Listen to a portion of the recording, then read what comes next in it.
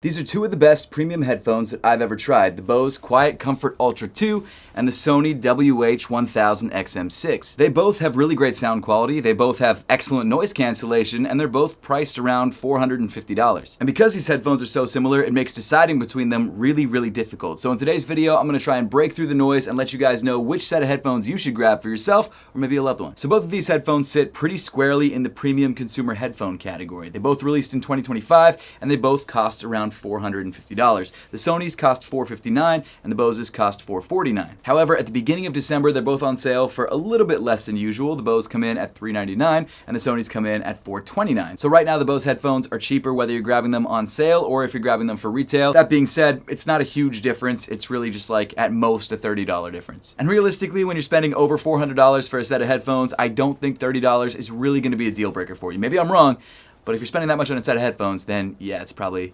not the biggest concern. Now, while the form factor of both of these headphones is pretty similar because they're both over-ear headphones, they do differ in certain pretty major ways. The Sony XM6s definitely lean towards a more minimal aesthetic. You don't really have any branding on the ear cups themselves. You do have them a little bit in the arms, but overall, pretty clean, pretty simple. Generally, they come in one color as well. Moving over to Bose, though, while these headphones are still relatively minimal, they do feature more branding in that you've got the Bose branding right there on the top of the ear cups, but then you've got these shiny arms that hold the ear cups in place. Now, depending on the color of headphones that you get, this metal comes in either a more contrasting color or, in this case, a similar color, but just a bit more shiny than the rest of the set of headphones. But when it comes to my personal preference, I actually kind of prefer this look. One, it feels more premium because this is metal versus the hinges on the Sonys, which probably do have metal in them, but on the exterior they're plastic. And two, not only do they feel more premium because of the metal, I do think that this polished metal look does also look more premium as well. Now, as far as size and weight, they are generally the same size and almost the same weight. The Bose headphones are like 5 to 10 grams heavier, not anything major. And whether you have a big head or a small head, they both should fit you okay. Although the headband themselves of the Sonys does seem a bit wider than the headband of the Bose, but they don't flex as much. I think that's only really important for edge cases, like if you have a really big head. I have a relatively large head and they both fit me fine. Build quality, they're both pretty much what you'd expect. They're both a mix of metal and plastic. And I guess if we're still purely talking about aesthetics, I will say that the Sonys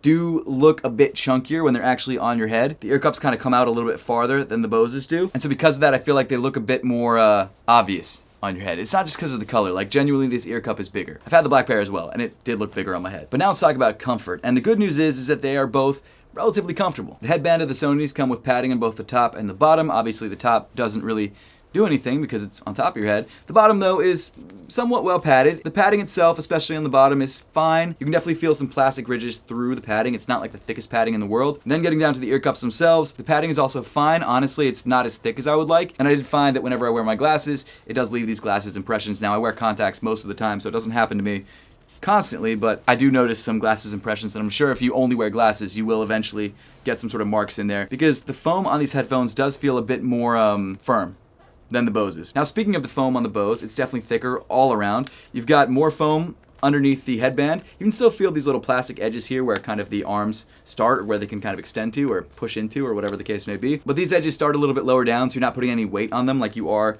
with the Sonys, because that edge sort of starts right up here. Not only that, the padding on the ear cups themselves is also plusher. It's softer, it's thicker. It actually, in my opinion, forms to your head a little bit better. It doesn't create as much of a suction feel on your head the way that the Sonys do, but it does really nicely kind of form to your head, especially the more that you wear it. Another thing I should mention is that the Bose actually have a slightly deeper area for your ear to sit in, which is odd because they're a thinner set of headphones. The Sonys have this protruding piece of plastic right there in the middle, which I don't know exactly what that's for. It could be for the active noise canceling, I'm not totally sure. But either way, I felt it. It wasn't constant, like my ears didn't push all the way to the edge of the ear cups, but if I moved it around, I could definitely feel it, and I could imagine that people with thicker ears maybe could feel it. No matter how hard I push on the Boses, you can't feel anything against your ears. With the Sonys, you can. Which again is odd because there should be more space in there, but there isn't. So when it comes to design and overall comfort, I gotta give the edge to Bose. I think these look better, and I think they also feel, I wouldn't say significantly better, but they definitely feel noticeably better. The Sonys don't feel bad, and they don't look bad. I think if you're just comparing them head to head, I would go more Bose. Actually, while I'm on the topic of comfort, if you haven't yet checked out my sock brand APTHCRY, make sure to click the link at the top of the description below. We make the most comfortable socks out there. You think I'm lying, but I'm being dead serious. I think they are the most comfortable socks out there. And we just dropped our official licensed Godzilla sock. So if you guys want to grab a super comfortable pair of socks, maybe with Godzilla on it, make sure to check it out through the link at the top of the description below and use my code TechFowler for $10 off of your first order. Now, I've worn both of these headphones while editing videos, on flights, listening to music. Anything that I use headphones for, I've used both of these headphones for. And I can tell you after hours of of consistent use, the Boses tend to be the ones that I pick up just because I like the way that they feel more. And while yes, they do honestly seem to get a bit hotter on my head, I don't know why that is. For some reason, they just get hotter on my head. I still prefer them. But now let's talk about sound quality, which is really one of the main reasons why you're buying a premium set of headphones. Over the last few years, sound quality has gotten so good for premium headphones that it's kind of hard to tell the difference. They both sound really, really good as any other $450 pair of headphones would sound. It really comes down to preference. The Sony definitely offers you a bit warmer, a bit bassier of a sound. The Boses are much more neutral. Maybe much more is not the right way to say it. The Boses are slightly more neutral. That being said, both of these headphones have apps that allow you to customize the EQ and the bass and the treble and things like that. Now, where Sony definitely has an edge is that within their app, they offer you a lot more customization options when it comes to EQ. You can get incredibly granular with your EQ customization, whereas on the Boses, you get like 3 sliders. There's bass, there's treble, and then there's mids. You can slide them up and down, but that's about it. The Sonys, you can go like another level deeper than that. And I will say, it is nice to have the option, but for anyone who's really customizing their EQ, they're gonna set it up once and then probably leave it. To be honest with you, I think most people aren't even gonna change their EQ. They might go through and go with a pre-made like bass setting or talking setting or a cinema setting or whatever the case may be, but I don't think most people are gonna go in and consistently change their EQ unless they're an audiophile. And to be honest with you, I found from most audiophiles that they have very specific preferences when it comes to headphones. They're probably not buying this kind of headphones. They're probably buying maybe a cheaper set that fits their exact tuning that they want perfectly, or they're buying a much more expensive set of headphones. So it's interesting. I really love the fact that you have the option to customize your sound very heavily with the Sonys, but I really don't think it's a deal breaker to have fewer customization options on the Bose. One thing that I really like that Sony does offer through their app is that you can put on the headphones the first time you get them and then do a test. And the test will essentially help you figure out exactly what EQ sounds best for you. So it personalizes your headphones for you, which is really cool. The Bose doesn't have that. But honestly, the standard neutral sound that they come with is fine for me. Like, I love music, I make music, I record music, but I really didn't feel like I was missing much using my Boses and then changing the settings whenever I was watching a movie or a YouTube video or something like that. In fact, in most cases, I just didn't change the settings. I left them at their standard settings and they were fine. For both of these, actually. Realistically, I think sound quality is a toss-up, with the Sonys winning if you really want some more customization options. Another feature which is really important for people who are buying these headphones is noise cancellation, and I'm happy to report that both of these headphones have excellent active noise cancellation. I mean, truly, excellent. They both sound amazing. I've run lots of tests on these. I've also flown on planes with these. I've driven in cars with these. I've blocked out sounds from my house with these. They're both excellent. Again, Sony does come out on top when it comes to customization options. They allow you to really personalize what sounds you want to cut out and what sounds you don't. And even if you're going for the basic noise cancellation options, there's more of them than there are with the Bose. Now, when it comes to the Bose, you do still get all of the important noise canceling options like active noise cancellation, which is incredible. You get their awareness mode, which allows you to wear the headphones and still have conversations with people. And of course, you can turn everything off. Same with these. When it comes to the actual quality of the active noise canceling, like I said, they're both really, really similar. If I had to give the edge to one, maybe the Boses. Maybe. I found that it was a bit quieter in these in most situations. It was like a toss-up. It was like barely quieter. So I don't think you can go wrong. They both have excellent top-of-the-line noise canceling. I think if you grab either one, you're gonna be happy. And again, if you prefer customizability, the Sonys are the way to go. Obviously, for active noise cancellation, these do have to have mics on them, and you can use those mics for phone calls as well. Battery life is very similar on both of these headphones. They're both spec'd to get around 30 hours of active noise cancellation and 45 hours on the Bose to 40 hours on the Sonys of non-active noise cancellation, just active noise cancellation turned off. I generally found that to be accurate. They both have very similar battery lives, and when I'm wearing these, I tend to be using active noise cancellation, so both very similar there. I don't think it's a huge deciding factor either way. They both have some form of fast charging, which is nice. But now let's talk about their controls, and this is where I feel like Sony really has an edge. Sony keeps their controls pretty minimal. You've got a touchpad on the right ear cup, which you can play and pause. You can skip ahead, you can skip back depending on how many times you tap it. You can also raise and lower volume, things like that. So everything you want to do generally is doable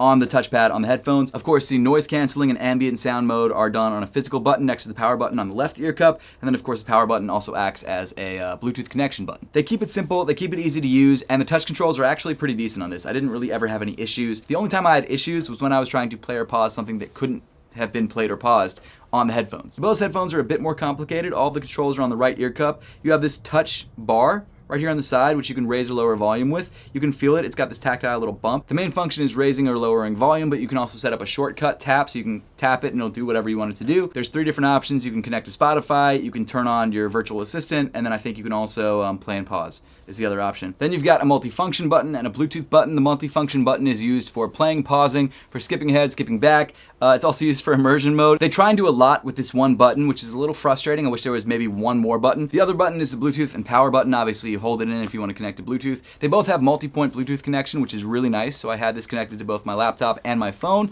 That's how I edited videos and watched videos, because I was using both my laptop and my phone. The controls on the Bose aren't bad, but they definitely feel more intuitive on the Sonys. Other things to note about these headphones are the inputs. On the Sonys, you've got a USB-C on the right ear cup, and then on the left ear cup, you've got a 3.5mm headphone jack. Of course, you can have a wired connection if you'd like. The Boses are a bit odder here. They come with a 2.5mm headphone jack. The good news is that, like the Sonys, they do also supply a cable, so you don't have to go out and buy a 2.5 to 3.5mm cable. That would be crazy.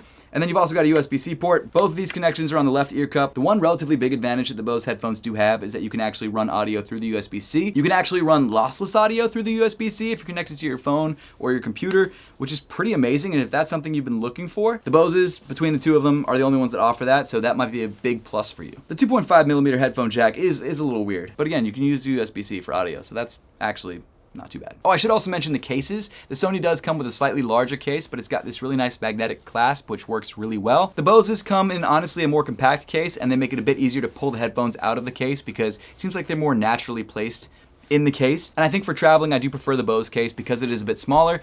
Definitely love that magnetic clasp of the Sonys. That's a huge plus, but if I had to pick between one case or the other, I guess I would go with the Bose. But again, it's not a deal breaker. It's just I prefer one over the other. All right, so which set of headphones should you buy? Well, to be honest with you, I think you can't really go wrong with either. They both have pros and cons. I do have a favorite, and I'll tell you guys which one that is in a minute, but overall, they're both excellent headphones, and I think if you're a fan of one brand over the other, go with that set of headphones and you'll be fine. Like if you're a Sony fanboy, you have a bunch of Sony stuff, Sony's probably the way to go because your app will connect to all your Sony stuff. Same thing with Bose. If you have a lot of Bose speakers, Bose soundbars, Bose headphones, things like that, go with Bose. When it comes to the pluses for the Sonys, they sound great. The battery life is really good, and there's honestly a lot more customizability options when it comes to both active noise canceling and EQ on the Sonys over the Bose. Moving over to the Bose, I think they look better. They definitely feel better on my head. The sound quality is very similar. The active noise canceling is very similar. Yes, there are less options when it comes to customizability, but it does come with lossless audio and audio through the USB-C. So if that's a plus for you, great. I honestly got to go with the Bose. I think it's a great set of headphones. Bose did send me this headphone. I did buy this Sony headphone. That has no bearing on my review whatsoever. I'm going to say what I'm going to say. I'm going to be honest with you guys regardless. Just because I got a free set of headphones, I could buy this set of headphones and then just return it on Amazon if I didn't want it. You know what I mean? Like that's not going to sway my decision. Genuinely, for my own personal use cases and my own personal preferences, I prefer the Boses. But you really can't go wrong with either. And I think that every year it kind of goes back and forth between which one's better. I'm sure next year Sony's gonna have some crazy XM7 and Bose might have some crazy Ultra 3. I'm not totally sure. Now, I should mention that both of these headphones have previous iterations, the XM5 and the Bose Ultra 1, that are both really good. When it comes to the Bose, it's a very similar set of headphones. When it comes to the Sonys, it's also a very similar set of headphones. So if you're really trying to save money, get one of the older generations of either of these headphones because they are really similar. Now, there are some missing features compared to these newer headphones. Like I think on the Boses, you don't get lossless audio through USB-C. The Sonys, I don't remember what the feature is, but I know there's one or two things missing. They're not huge problems, but if you want like the best of the best, top of the line, you do have to go for the new ones. But if you're okay with having a very similar experience with maybe not having lossless audio, then yeah, go with the older ones. And you're saving like $100-something bucks.